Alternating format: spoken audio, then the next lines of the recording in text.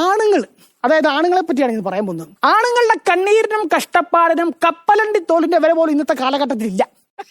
ഭാര്യ പറയുന്നത് കേട്ടാ പെൺകോന്തനാന്ന് പറയും, അമ്മ പറയുന്നത് കേട്ടാ പാൽക്കുപ്പിയാക്കും, ഇനി ആരും പറയുന്നത് കേൾക്കാതെ സ്വന്തം മനസ്സാക്ഷി പറയുന്നത് കേട്ടാ തോന്നിവാസിയാക്കും.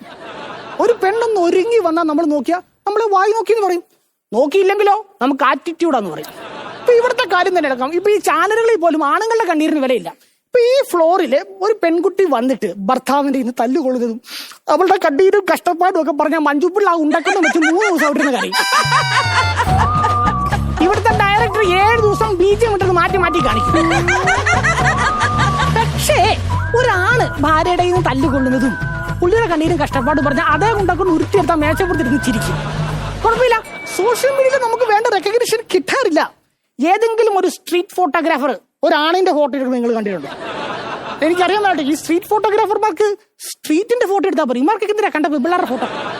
ഇപ്പൊ ഒരു കവലയില്, നോട്ട് ദ പോയിന്റ്, ഇപ്പൊ ഒരു കവലയില് ഒരു ആക്സിഡന്റ് നടന്നു എന്ന് വിചാരിക്കുക. അവിടെ വീട് കിടക്കുന്നത് ഒരു ആണാണോ പെണ്ണാണോ എന്ന് നമുക്ക് ഈസി ആയിട്ട് അറിയാൻ പറ്റും.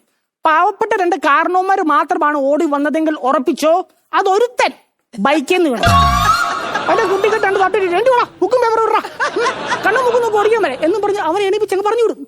എന്നാ ആബാല വൃന്ദം ഒരു മിനിമം 200 പേര് ഒരുമിച്ച് കൂടിയെങ്കിലും ഉറപ്പിച്ചോ അതൊരുത്തി സ്കൂട്ടറിൽ നിന്ന് വീണതാ. അയ്യോ, വെള്ളം കൊടുപ്പായി, ഫസ്റ്റ് എയ്ഡായി, അവിടെ കൈയുടെ വരേം ചേട്ടത്തി ക്യൂടെക്സ് ഉണ്ട്, അതൊന്ന് തിരിഞ്ഞ് മാഞ്ഞു പോയെങ്കിൽ അതിന്റെ പേര് അവർക്ക് കൃത്രിമ ശ്വാസം വരെ കൊടുക്കാൻ ആളുകൾ വരും. ശ്വാസം മുട്ടൽ കാരണം ഒരിറ്റു ശ്വാസം അകത്തോട്ട് എടുക്കാൻ പറ്റാത്ത അമ്മാവന്മാരായിരിക്കും അതിന്റെ മുമ്പിൽ. ഇന്നത്തെ കാലഘട്ടത്തിൽ ഈ ആണുങ്ങൾ ഏറ്റവും കൂടുതൽ കഷ്ടപ്പാടും ബുദ്ധിമുട്ടും ഒക്കെ അനുഭവിക്കുന്നത് ഈ ജോലി കിട്ടിയിട്ട്, അതായത് ഈ പഠിത്തം കഴിഞ്ഞ് ജോലി കിട്ടാൻ വേണ്ടി അവരൊരു ഗ്യാപ്പ് എടുക്കും. ഒരു ഗ്യാപ്പിലാണ്. അൺഫോർച്ചുനേറ്റ്ലി എന്റെ വെച്ചിട്ട് വലിയ ഗ്യാപ്പായിരുന്നു ആ ഗ്യാപ്പ്. ടാൻ അടിക്കും എന്ന് പറഞ്ഞ് മേലാൽ കൂലിപ്പണിക്ക് പോകില്ല